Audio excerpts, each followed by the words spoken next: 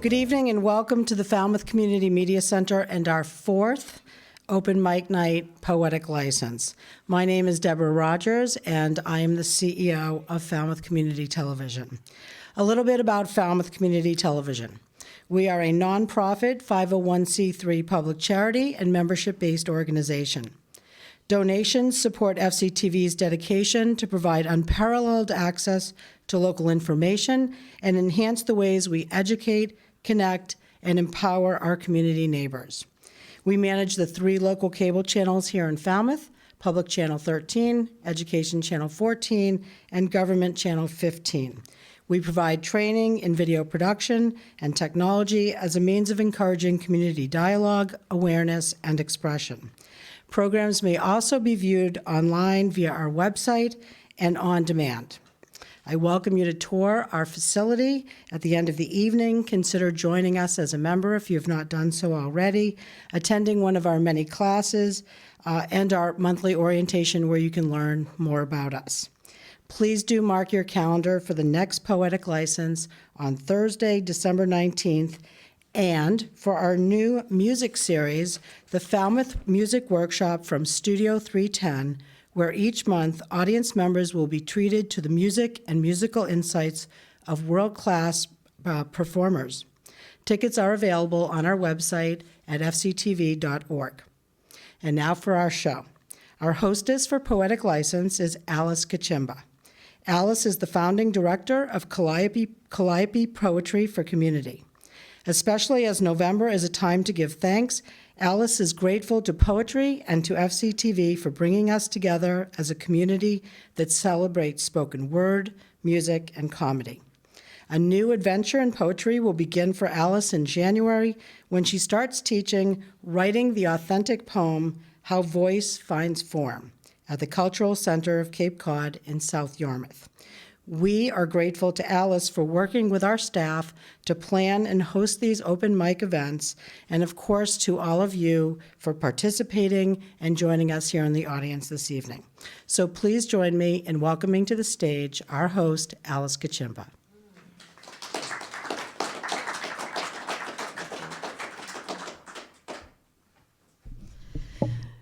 See, Debbie, I'm the only one shorter than you are here.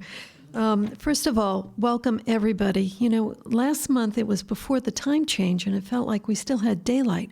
So how great is this that we have these intrepid performers here tonight? Some new faces and some people that we've seen. And I especially wanted to just say thank you to Debbie Rogers and Andrew and the volunteers here and the production staff. I got a chance to see some of these shows on my big TV, and the editing job, it makes everybody seem so professional. So I'm very grateful to the feeling in the room. It's very welcoming, and everybody gets a chance. Everybody has a voice. And the only thing we want you to ever silence is your cell phones. So please, before we get started, usually at some point somebody's goes off. I'm going to read first, and Rich, who some of you know is my husband, will read last because he was zooming in from work. And for those of us of a certain age, on November is a month that we, at least I remember very well, the assassination of John F. Kennedy, which comes up tomorrow. So this is a poem I wrote from the perspective of my mother. Hearing the news. I still see her, feet up on the ottoman after a long shift in the ER, hands reddened from all the washing up and all the washing up at home. Idle hands are the devil's playgrounds, she'd always say. Her silver crochet hook flashed quick as minnows in the shallows at Rocky Nook. She saved every unused scrap from the handmade sweaters, 9 a year, 1 for each grandchild. 1 year, 9 tennis sweaters, another 9 fisherman knits. Waste not, want not, her favorite saying. They became granny squares for an Afghan. She sent each child off to college with one, squares arranged in their college colors. She doesn't talk about getting away from the Merrimack Valley. Boston was a galaxy beyond. She took the train by herself from Lawrence, found her own way to Jamaica Plain. She doesn't talk about nurses' training, especially the gory details, except that one time when she was watching As the World Turns, and Walter Cronkite interrupted with the news, then took off his glasses. She had known from the first. Brains feel like cooked macaroni. Then her hands stilled. Over the next 3 days, glued to the Motorola, she finished enough squares and the colors of a flag. Thank you. And I am going to read a poem I wrote every month. I would write a poem to celebrate a month. I built a home in East Falmouth, and I did it as a little amends to the wetlands. So this is Wetlands in November, and it's for a dear friend of mine, Terry Burke, who died in his early 60s of lung cancer. So this was for him. Wetlands in November.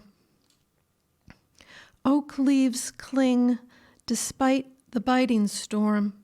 So now I see the beauty of browns, rich like old leather-bound books, and the sole fairy rose, tinged with pink, survives its vibrant neighbors. Why are the subtle ones strong and the brilliant ones gone? Then the wind quickens and scrub pines sway till the tallest one snaps. First blackout. My last match lights my only candle. Thanks. I would say that you don't want to be relying on me during hurricanes or blackouts because I really never seem to prepare.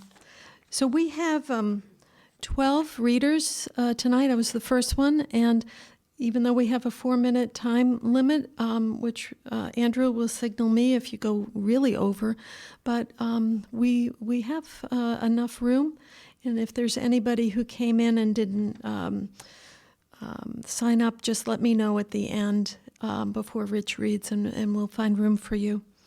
And the only other thing that I want to say is I will read your name. If I probably will mispronounce it, please, as you start, please read your name again and then read your pieces that you're going to perform. So our next performer is Robin Vecchione. Robin. Please welcome Robin.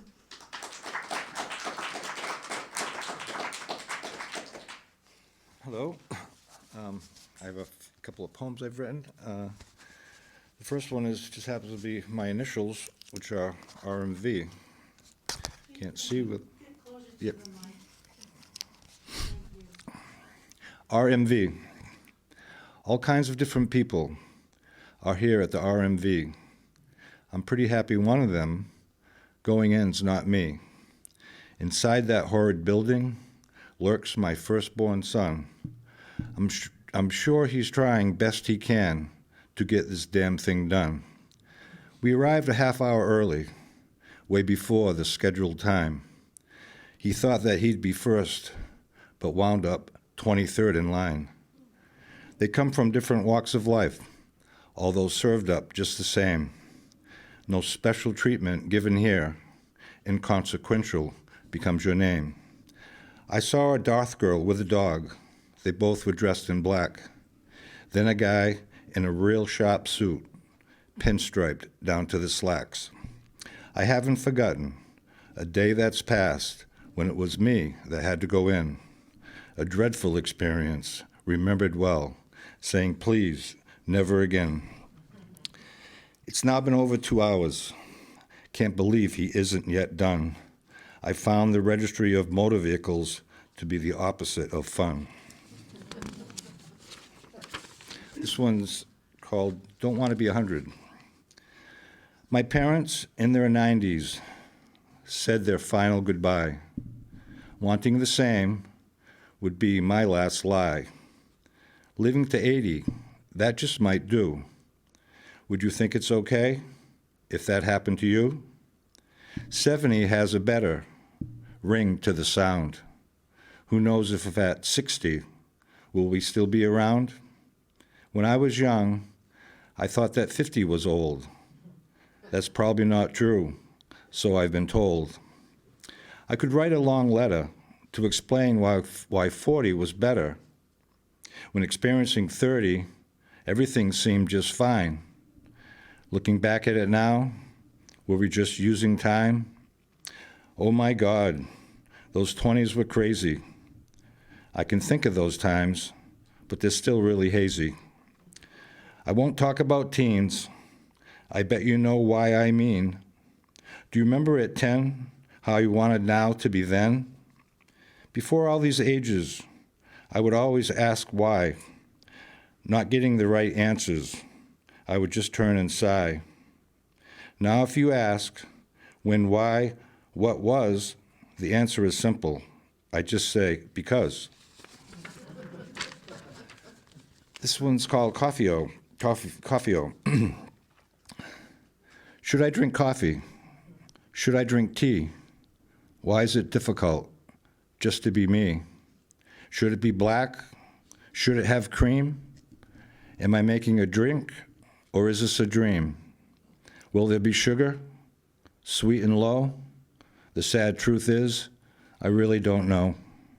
I'll come back tomorrow, try this again. All I've managed to get is a shit-eating grin. This one I'm going to have my son read at my memorial service. It's called I'm Dead. Don't cry for me when I'm gone. Dance around, sing a song.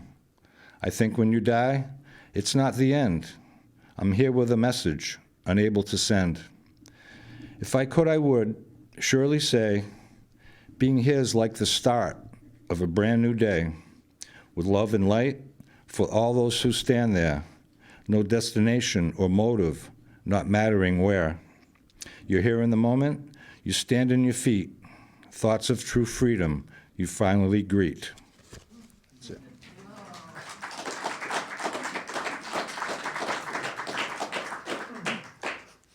it. It's always great to have a poem set in a place that we all know. Coffee-O, how great is that? And our next poet performer is Donna Shear. Welcome, Donna.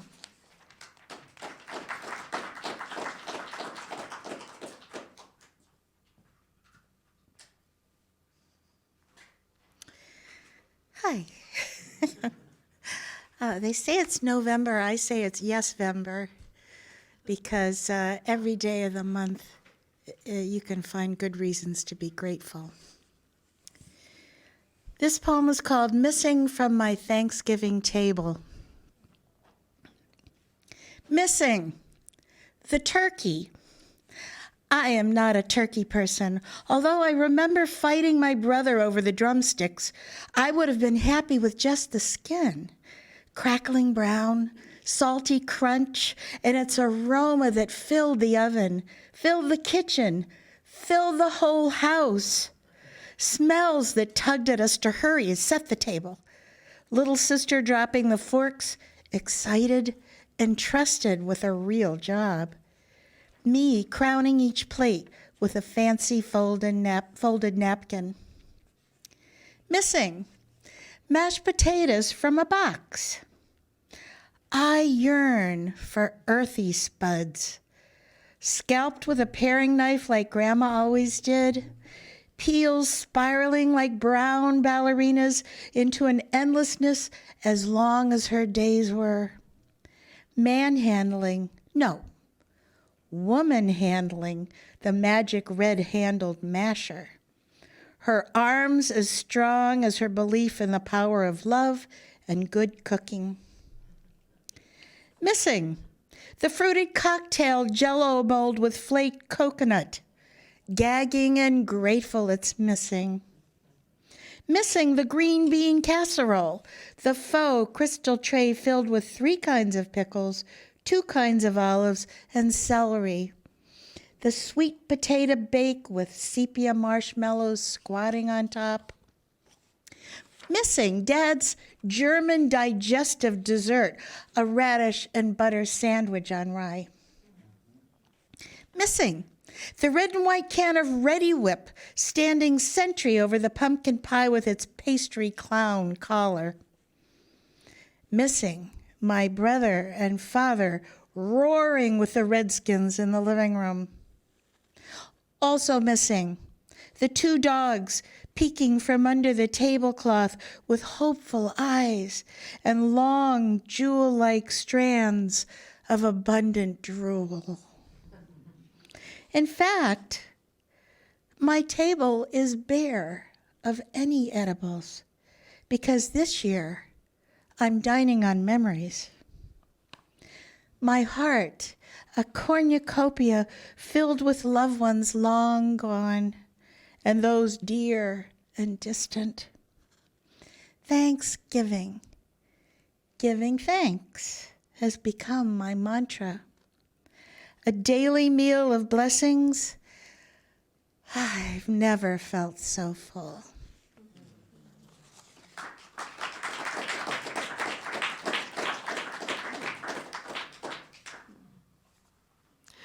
Oh, that was lovely, Donna. So our next poet is Millie White. Millie, come on up. The poem was written on the 26th of October. And like most of my poems, when I read them afterwards, it's as if I really wasn't the one that wrote them. Because, I think as I go along, I hear this from a lot of poets, a lot of writers as well, that and even people that write music, that they're just sort of sitting there and suddenly they're gifted with a poem or a song. And a lot of the poems that I've written address that particular thing. Wow, those are wonderful, weren't they? So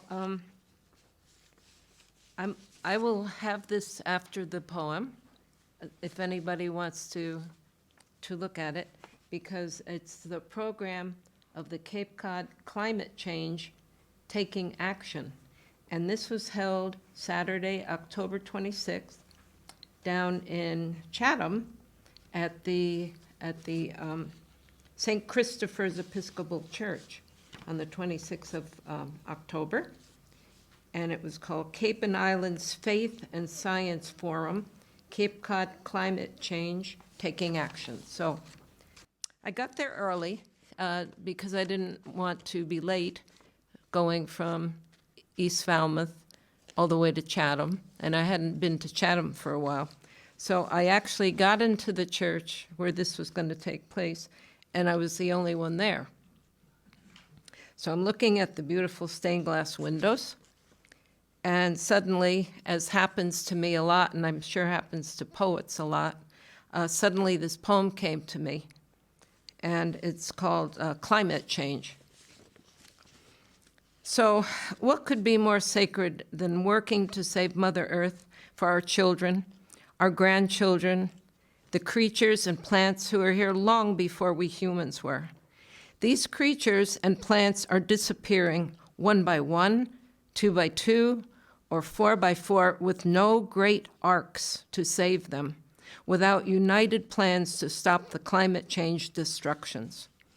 We were in a church to learn and focus on faith and science, to help plan, to push for myriad solutions, to muzzle our human greed and failures and follow other pathways to possible salvation. Salvation for the people, whales, tiny insects, needed predators, the swaying coastal grasses, the mighty oaks, priestly cedars, and billions more who share this circling ship within our spiraling Milky Way.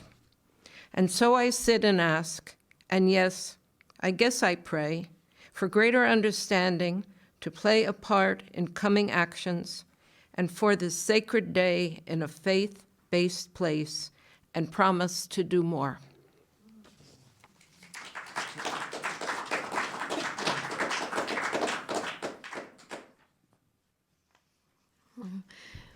Thanks. Thank you, Millie. I think it really is time for us to all do a little more. I was talking to Andrew about that, going to paper rather than plastic cups, all the little things we can do to make, hopefully over time, in short time, a bigger difference. So thanks, Millie. Our next performer is Pat Ryan. Pat.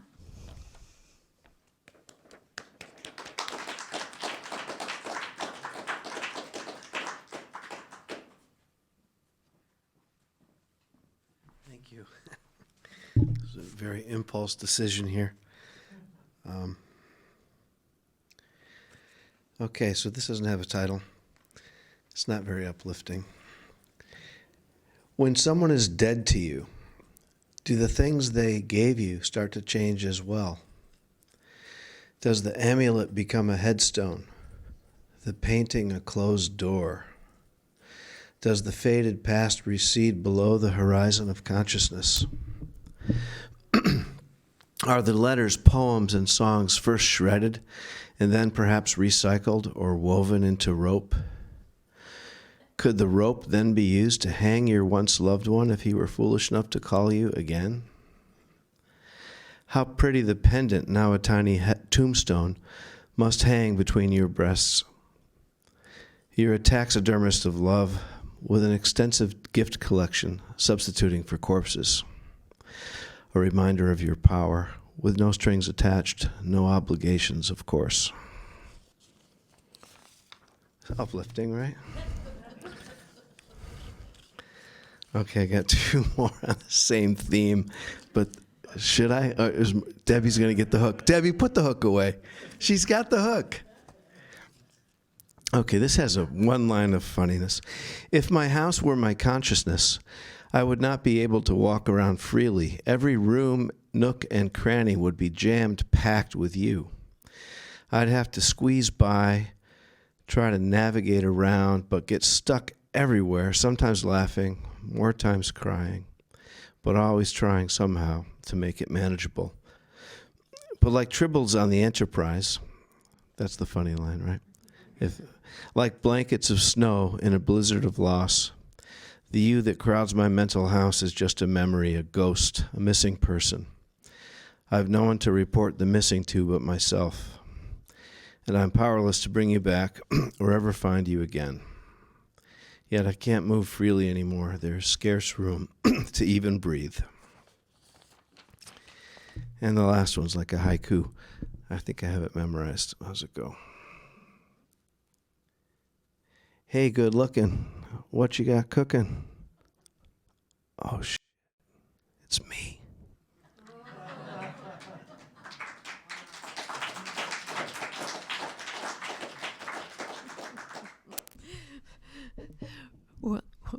Well, I must say that probably every poet here has written, and I actually did my bad poem, my prize-winning bad poem, which was about a love that went wrong. So we all have those poems, but hardly any of us have that haiku, so I keep coming back. And our next poet is Mike Borden. Mike.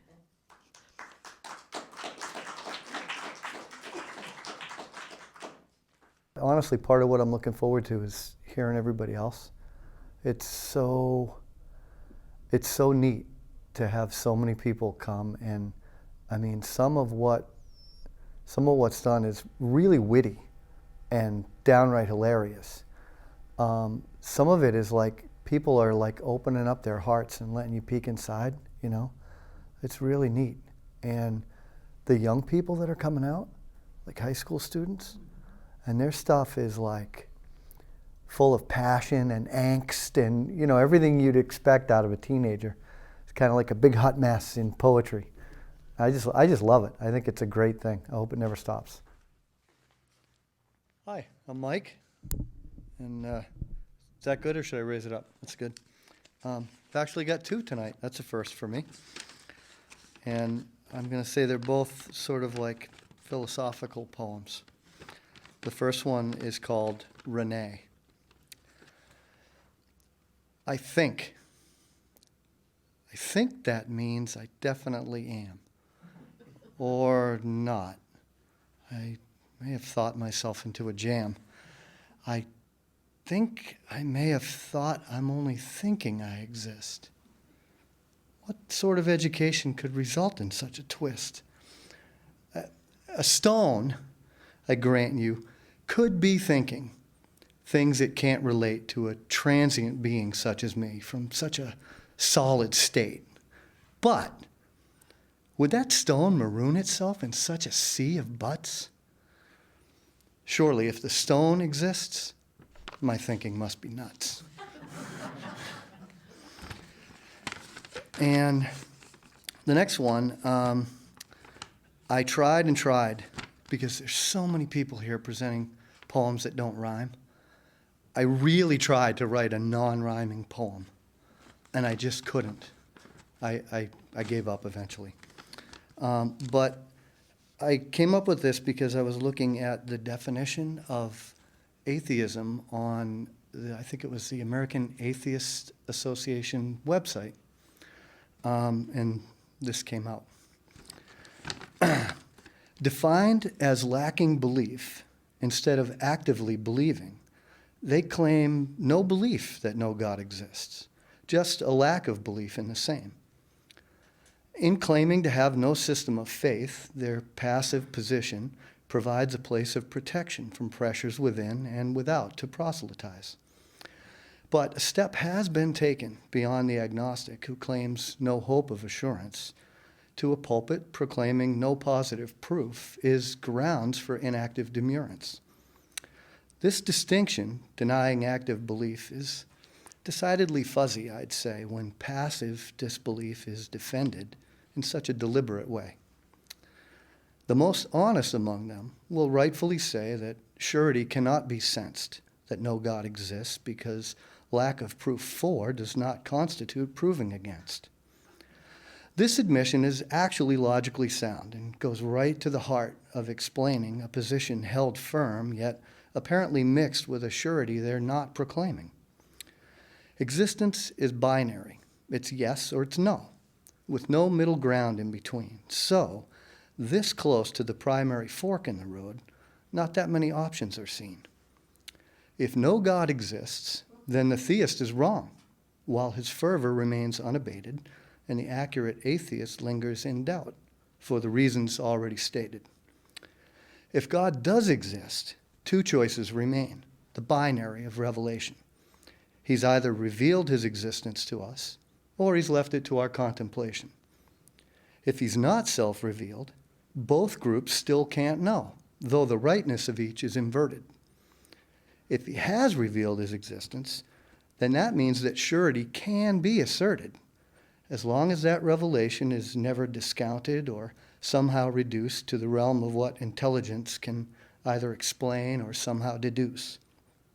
This leaves the theist, though he may be wrong in many deistic details, with the only logical claim to assurance, and that's what the atheist bewails. Thank you.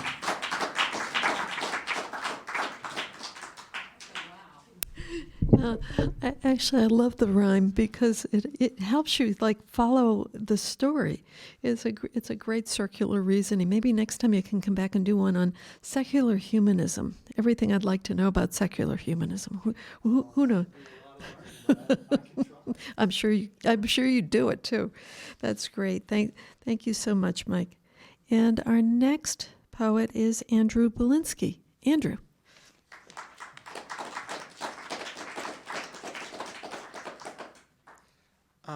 Hello, I'm Andrew Belinsky. So I was trying to decide whether, between two poems, one being a rhyming love poem and the other being something kind of weird and new that I've never done before, that my friend described as an essay without a thesis. So I'm reading the new and different thing. This is called A Dream in Which My Idols Bring Me Advice or Guidance in Some Form or Another, with an alternate title, A Perversion of True Characteristics from the Perspective of a Teenage Boy. Ludwig Wittgenstein. You are complicit and therefore foolish. Also, the music you listen to is degenerate. Vincent van Gogh. Romanticism of pain outside of art is misguided. You are misguided in your fascination with romanticizing me. My grandfather. Discipline is learned. Jean Baudrillard. Simulation of reality outside of art is misguided. You are misguided in your consumption of simulated media. Francisco de Goya. You have very little artistic craft, and therefore your art is devoid of value. Also, the art you admire is degenerate. My boyfriend. You make plenty of horrible decisions. David Foster Wallace. What has been done has been done. That being said, you will always be able to make something new. Marie Curie. You will, likely, not do anything exceptional in your lifetime. You will likely not excel in your field. Alan Resnick. If your art is in some way humorous, then you are immune from everything. Soren Kierkegaard. You are unlucky to be conscious. Also, you are currently experiencing the aesthetic stage of your life. Therefore, you are foolish. Carl Jung. I am acting both as a mirror and as a vessel. A mirror for you to project your ideas onto yourself, and a vessel to carry your ideas into the mind of others. Mary Shelley. Your writing will get better with time, but for now, don't take yourself too seriously. John Nash. Mental limits take shape in unpredictable ways. Your mental limits will differ drastically from mine. Aristotle. You are late. Thank you.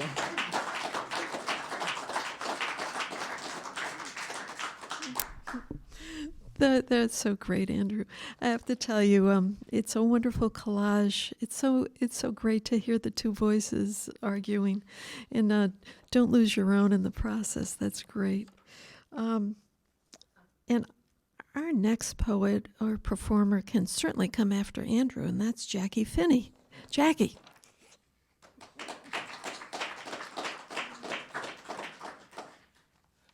I guess it's no pseudonym tonight, but I'll figure out another one. Good evening, I'm Jackie Finney tonight, and only tonight, I guess. Anyway, I have a poem to read that I've selected, and it's a poem written to my best girlfriend's elderly father, who is now 93, Grandpa Tom. And a little background on this is that I've known him for many, many years, 35 years. He was an insurance man for most of his life, but when he was younger, he was conscripted into the Army, and he served at Staten Island as a bugler. And having talked with him a lot about it, he really is ashamed of the fact that he really wasn't just Staten Island, and he was a bugler, so much so that now that he's elderly, he is refusing to be buried in a military cemetery because he feels he doesn't deserve it. So that is as it is. I wrote this poem to him for his 91st birthday. Let's all at the waist be bending, our derrieres out extending, pointed towards the man of the day, ready to discharge our tribute brought on by excess beans, nuts, and fruit. 91 explosions of heartfelt expression, a rivalry of reveries, plumes of sulfurous fumes, in an appropriate musical toot, a collective aromatic salute to our favorite bugler.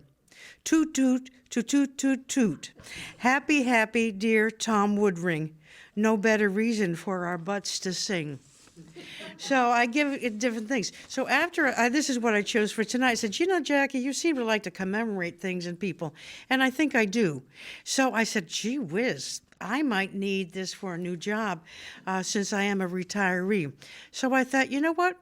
If I'm commemorating him, why not start a business of commemorating other people? People could come up to me and give me a few details about their loved one, whether they're living or not, and I could elaborate and embroider and do very much like Letitia did in that play, I think it's Lovage and Lettuce, and she made things up. And I just love that. Anyway, if I did that, that would make loved ones far more interesting, maybe, to know or to have been known or to remember. And I did remember that, unboastfully, I have gotten compliments on different eulogies I've given people. So I said, well, while I'm at it, there's the grave sites. And someone said to me once, there's a job for you. You love gardening.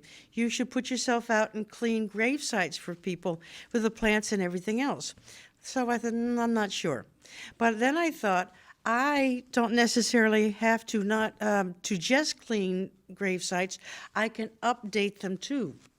So I figured, for people whose headstone is incomplete, meaning, of course, they're not yet dead, next to their loved ones, a simple graffiti might do. Something like, on my way, not dead yet, clock's a tickin', move over Buster.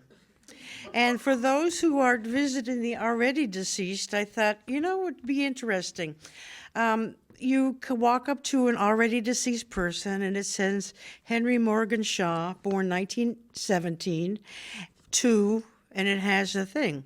But if you could remove that and put look behind you, that could surprise a few people, especially if they do a night visit. And lastly, for the cremated, we don't want to forget anyone. There's not much space, I'm sure, in those areas to write too much. But I thought these words would do, possibly all together or just individually: distinguished and or extinguished. So my motto has become, I will leave no stone unturned.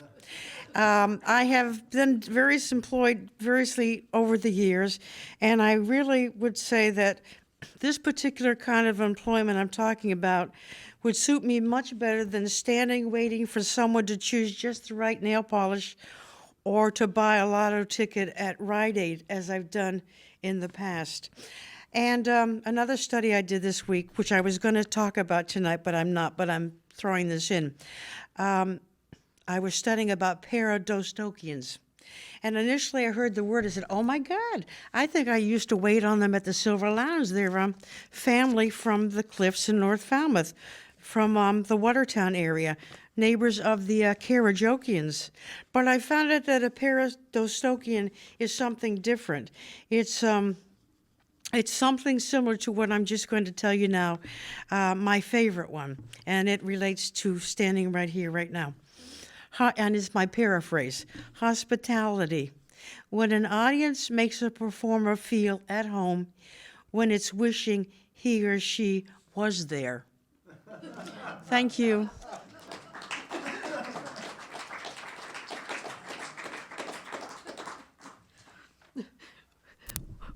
Well, I really don't know what to say. I think definitely you don't need a pseudonym. There's no way we're going to forget who you are, and you'll never, ever, ever be retired from performing, I hope. So our next poet has to come after Jackie. So this is Elizabeth Abrams. Elizabeth.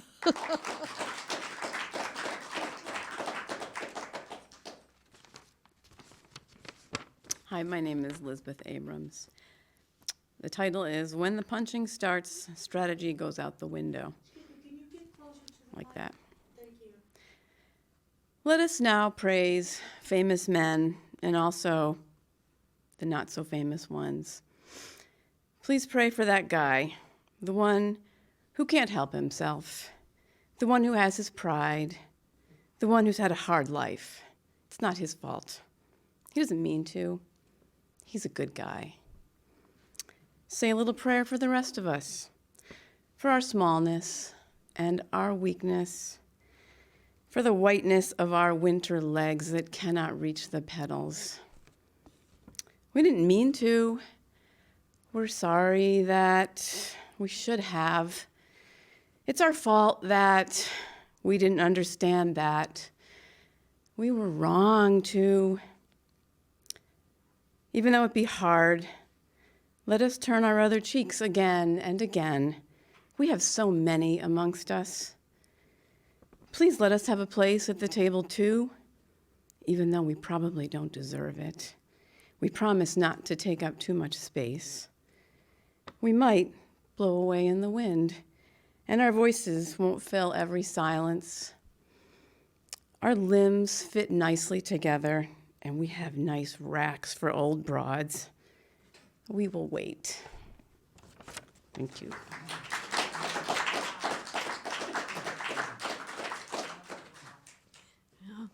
Thank you so much.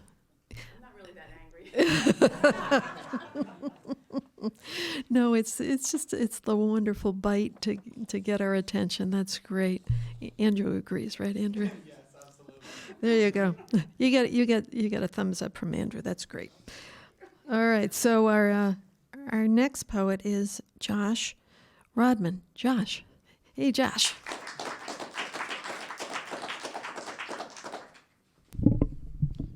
Hi, I'm Joshua Rodman. So I have two poems that I want to try to get through today. This one is called Body Politic Unwell. So it was written on air, man and woman, lovers be, man to man, brothers sacredly, female male, inborn qualities, bastardized evolutions, all grown up now, either or, socializing, fraternizing, burning witches, poetic justice, gossiping, gathering, castrating bulls, karmic retribution, slaking rabid bloodthirst. Duality alone is sickly. There are multitudes within, binary codes expressing as one framed, one at fault, one to preface all others, one to stand tall, one to stand straight, one to hate, one to domineer, one who engineers. Outside the world burns, divided under one flame. That's the first one. And the second one kind of feeds into it a little bit. You know, it's kind of on a similar theme. And this one is called Full Circle. Youth and age are great disguises. To cloak the truth, our world despises. Secret schisms, not so much. We labor in knowing, locked to shame, a sense of self enslaved by pain, waylaid journeys all the same. Prison planet, walls as high as chasms deep, the desperation for guidance peaks. A reassurance is just so much, seek solace carefully, lest be you too snarled in addictive strangleholds. Live for yourself, to be followed, even as you walk through hell. Confidence into action betrays inaction, no longer lost in thought, no longer being, you are becoming, hoping it is not just a game, bearing a torch, the ever flame. Thank you.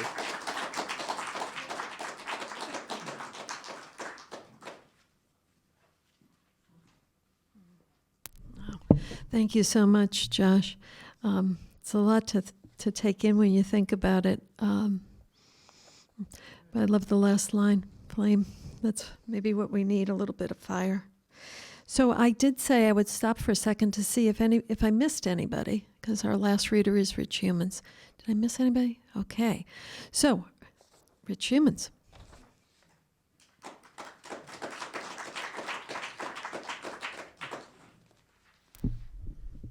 Thank you, Alice. Good evening, everyone. I'm going to read a poem, actually, that was inspired by a workshop that Alice had given over in Martha's Vineyard a while back, where she had given a prompt based on a W.S. Merwin poem, where it was, what would you do on the last day of the world? And so what came out was a love poem. So this is for Alice. As if it were the last day of the world. I turn off the news, shut down the phone, find you in the kitchen. You are watching the cardinals wing through purple twilight. I touch your neck, read the braille of your freckles. Taking you in my arms, I begin to hum, a slow waltz, and together we start our dance. Heart to heart, breath to ear, we move as one, keeping the earth spinning for just a bit longer until the stars arrive and touch our eyes as if for the first time. Thank you.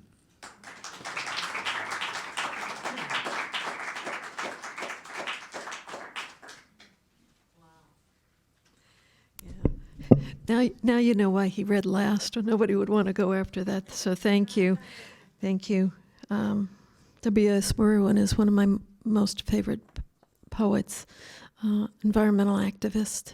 And so after this, I did, Debbie mentioned that I am going to be teaching a writing class for poets at the Cultural Center of Cape Cod, and I have flyers if anybody wants to get more information, and all of it is up on the Cultural Center of Cape Cod's website.